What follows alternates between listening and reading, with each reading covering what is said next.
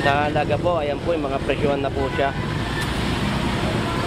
Kaya naman ni mga boss? 600.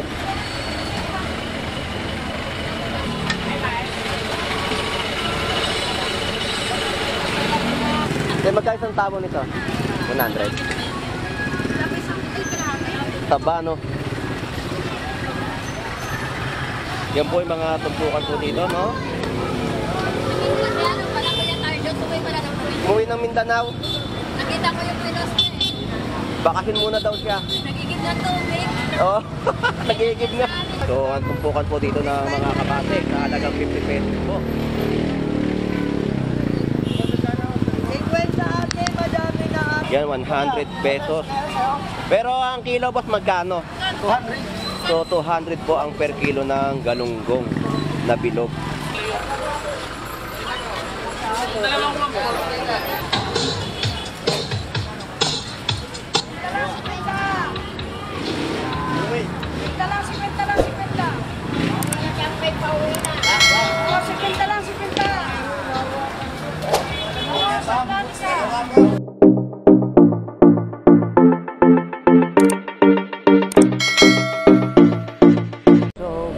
Good morning po sa ating lahat at isang mapagpalang umaga pong muli sa inyong lahat, no? So, update po tayo ng mga presyohan na nagaganap sa Malabon Fish Market, no? Shout out sa mga kababayan kong taga Malabon na nagtitinda po dyan at sa mga kababayan po natin na dumarayo dito sa Malabon Fish Market. So, sa nakikita po natin na kaganapan dito sa Malabon Fish Market. So, hanggang ngayon po ay bagsak presyo po ang kanilang mga isda. So, murang-mura po ninyong mabibili ito sa halagang 50 pesos. Ay meron ka ng maiuwing ulam at busog na iyong pamilya. So, anyway, talagang ganito ang kalakaran at kalakalan ng mga bentahan po dito ng mga seafood. So, shout out po muli sa ating mga vlogger, no?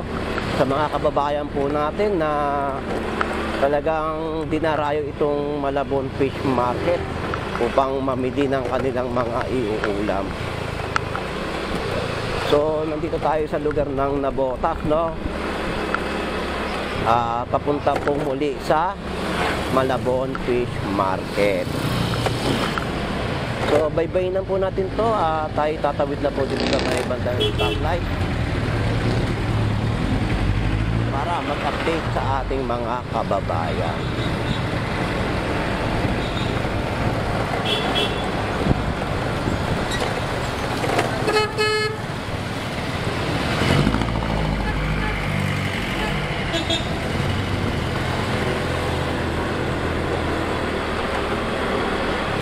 Sa mga idol po natin na sumusubaybay po sa ating mga video, no? Salamat po sa inyong lahat at nagtitiwala po kayo kay Boss Lando Explorer.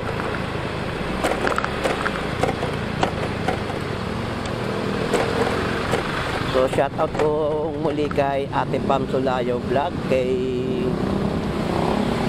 Team Belleza Vlog ng Sambales, kay Jun Inocencio, kay Burnok TV. Shout out po sa mga kababayan po natin na laging sumusubaybay po ng pagbablog natin dito sa Malabon Fish Market. So anyway, malapit na po tayo at tayo po ay paparada at mag-a-update po ng panibagong mga presyohan dito sa Malabon Fish Market. Alright, good morning po sa inyong lahat at sa mga kababayan po natin dito na dumarayo po sa Malabon Fish Market. So mag-update po tayo ng mga panibagong presyohan at kalakaran dito sa Malabon Fish Market. So, shout out po sa mga taga Malabon at sa mga tindero at tindera po dito sa Malabon Fish Market. So tara, update na po tayo ng ating mga seafoods ng ating mga tinitinda ng ating mga kababayan dito sa Malabon Fish Market. Tara, let's go!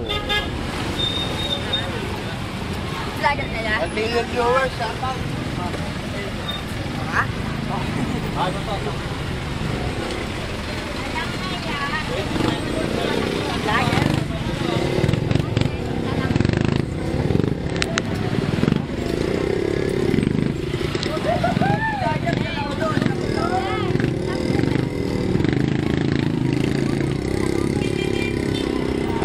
ba't nandiyan ka? Ay, Good morning. doon sa kabila yung mister ko. Ikaw naman dito. Ako naman dito. So, mga bentahan po ng mga gulay, no? Sa halaga po, ayan po, yung mga presyohan na po siya. May tinta kang manok. Mayroon. Ah, At ano na lang nabilin doon? Ilan na lang ulat? Ay, ilan na lang nabilin? paubos na. Makapos na doon nung nagaling? Wala na. Laging sold out. Hindi, ngayon pa lang. Iikot pa lang ako. Sige, te, salamat. Okay, thank you din po. Ang ganda ng alimango. Magkano kayo ng alimango, boss? 600. Madalang alimango yun, no?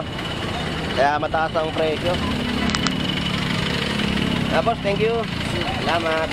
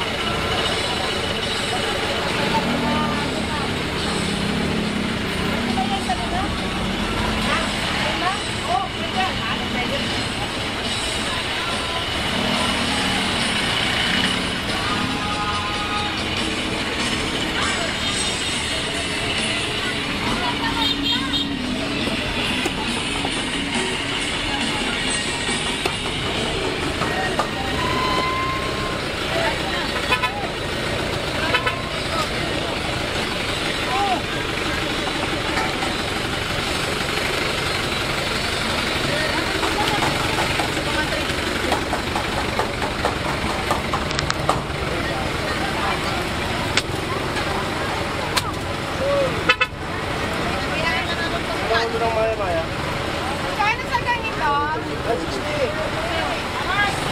160 ang kilo.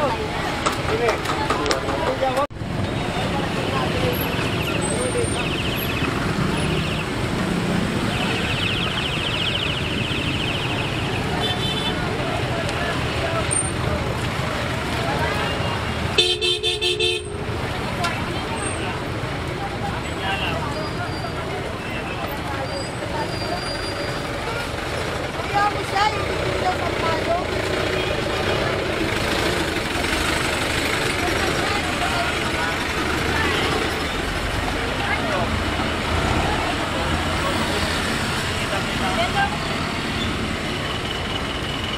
Kaka naman si Tek.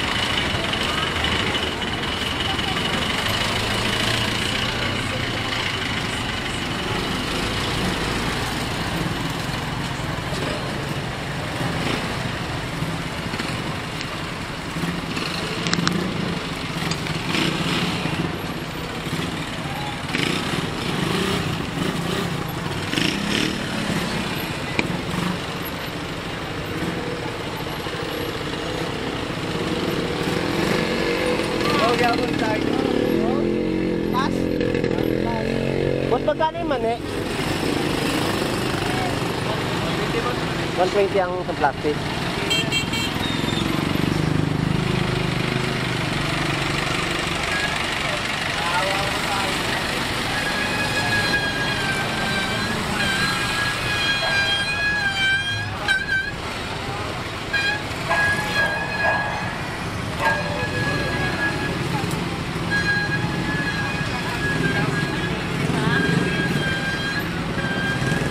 Magkano isang tabo nito? 100. Taba, no?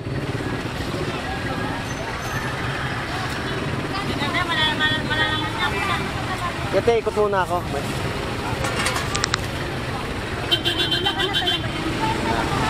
Bulacan. Taba eh.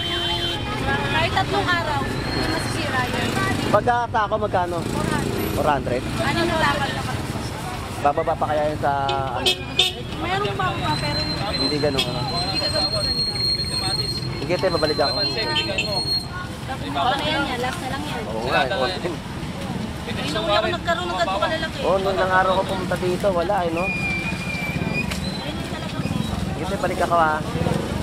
Manila yung nagkahapon natin, no?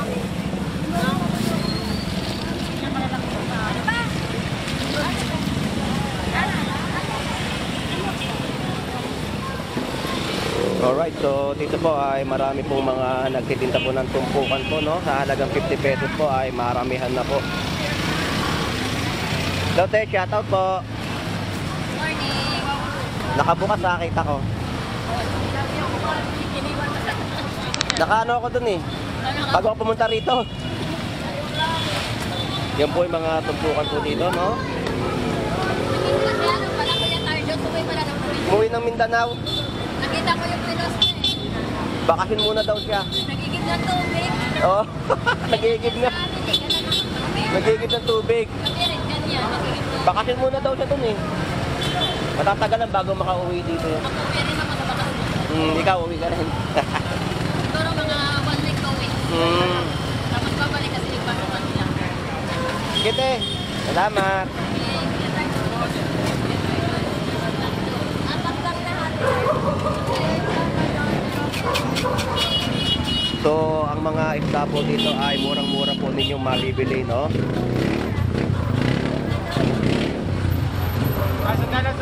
So, ang tumpukan po dito ng mga kabate na halagang 50 pesos po. 50 ate, madami na ate. 50 lang oh. So, dagsa po ang tumpukan po dito sa Malabon Fish Market, no? So, may mga galunggong din po dito na mga ibinebenta sa halagang 100 pesos po ang isang plato. Sabi na parang kalabog sa kan. Yan, 100 pesos. Pero ang kilo, boss, magkano? 200. So, 200 po ang per kilo ng galunggong na bilog. Dami pong galunggong ngayon dito sa Malabon Fish Market, no? So, dagsan-dagsa po yung mga mamimili po natin ngayon dito. Yan, sagdala ka lang. Ano sa kan? Dito.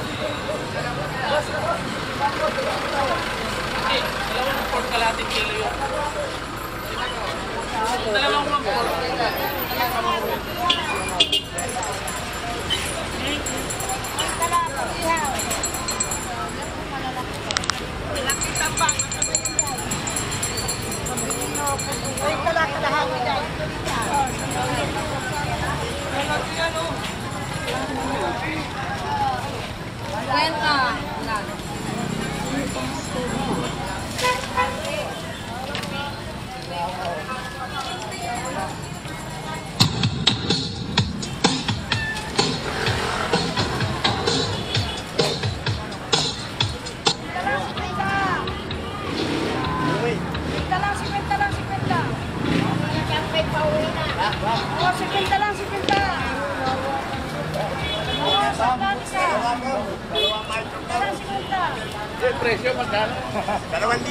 So, ganyan po yung ating mga kababayan po na dumarayo dito sa Malabon Fish Market upang mamili ng kanilang mga iuulam, no? Dagsa po ang mga tao ngayon dito sa Malabon Fish Market. So, marami rin po mga binibenta mga tumpukan sa halagang 50 pesos and 100 pesos po. So, yan po yung kanilang mga binibentang isda sa Malabon Fish Market.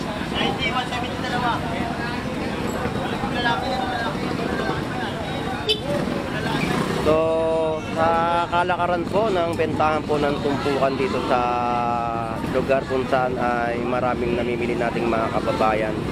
Murang-mura po ang tumpukan po dito, no? Halagang 50 pesos, saka 100 pesos po ay may maiuulam ka na, at ang alimasag din po ay 50 pesos din po ang tumpukan o nakaplato. Murang-mura po ang isda ngayon dito sa Malabon Fish Market, kaya sa mga gusto pong pumunta rito ay marami po kayong mapagpipilian at marami rin po kayong mabibili dito. So, hanggang dito na lang po at lagi po tayong mag-iingat. Ito po si Boss Lando Explorer. Bye-bye po.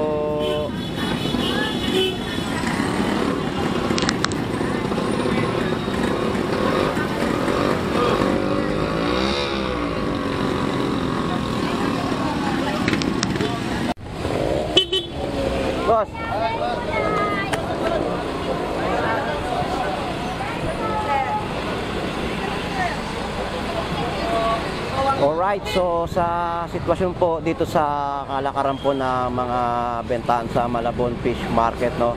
So murang-mura pa rin po ang mga tumpukan at sobrang dami pa rin po sa halagang 50 pesos ay busog na po ang iyong pamilya. Tsaka dito po sa Malabon tumpukan po ay mura din po ang ibang klaseng isda dahil sa marami na pong naibababang mga isda dito sa Malabon Fish Market. So anyway, ito si Boss Lando Explorer na lagi pong mag-a-update ng mga presyuhan dito sa Malabon. So shout out sa ating mga kaibigan, sa mga katropa, sa mga viewers po natin na hindi po nagsasawang manood ng pagbablog natin dito sa Malabon Fish Market. So hanggang dito na lang po si Boss Lando at lagi po tayong mag-iingat. God bless po. Ito po si Boss Lando Explorer. Bye bye po.